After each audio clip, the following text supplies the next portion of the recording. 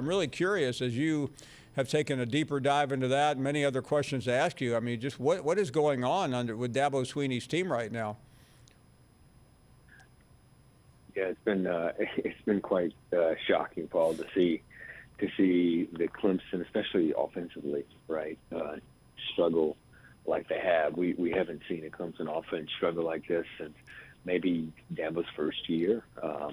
In a quarterback at Clemson struggle like this, and a long time, right? 6 to 8 years or so. I think it all goes back to a position that is kind of overshadowed a lot, and that's the offensive line. And if you don't have a good, strong offensive line, you can't protect the quarterback, and you can't consistently run the football. And I think that's what's happening at Clemson right now. And then it doesn't help, obviously, if you're Clemson, you open up the season with one of the best, going against one of the best defenses, that in the nation this year in Georgia.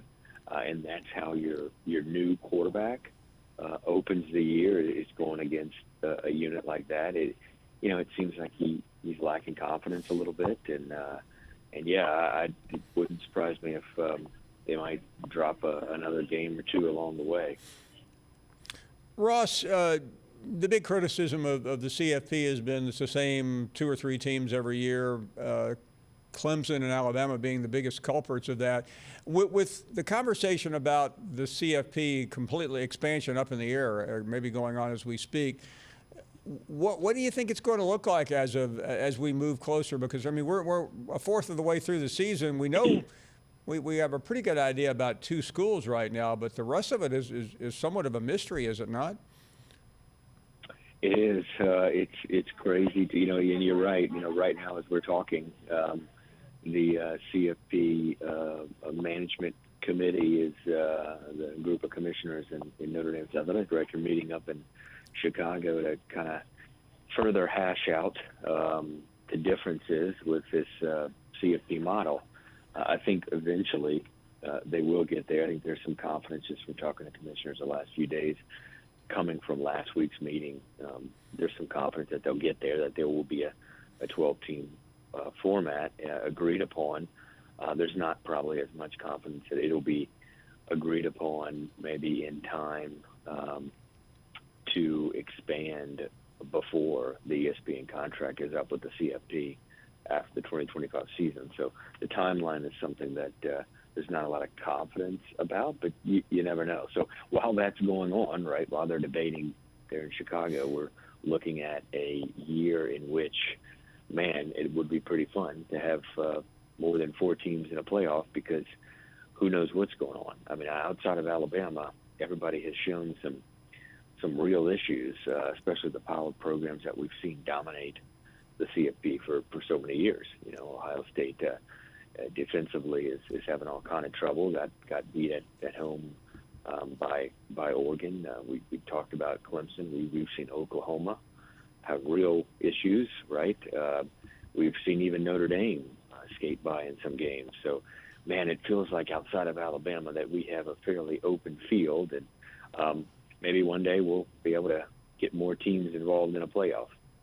Ross, let me ask you about where we are, because there was such great optimism in early June about seeing this thing soon, and then you cover this every day. Whatever reasons executives have given, some of them just simply not believable. We obviously aren't going to get there, but where do you think this is finally going to land? We're not going to see an expansion soon, but do you think they'll eventually agree that to go back to where they were a couple of months ago at the end of this contract?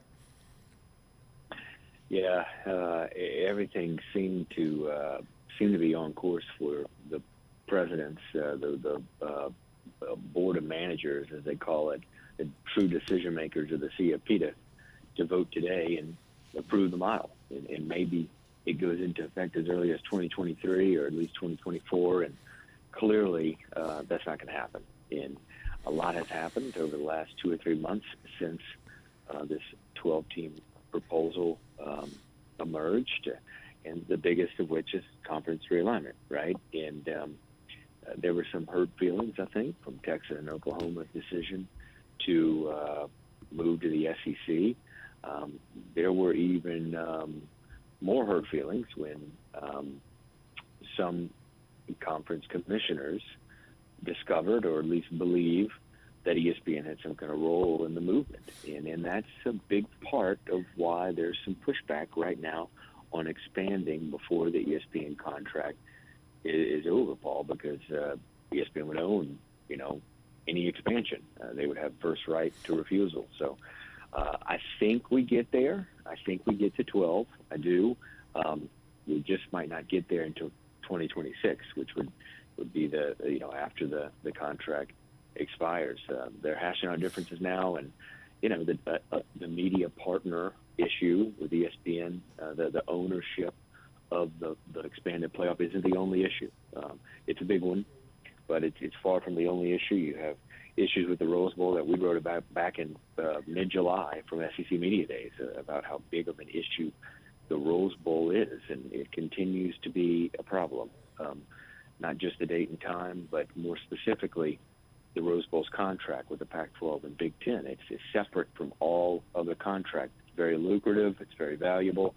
And the Rose Bowl wants to keep it there. It wants to negotiate its own contract and not have it fall under the umbrella of the CFP. And the CFP, in an expanded version, wants all contracts under its umbrella. And then I think the last big issue, Paul, is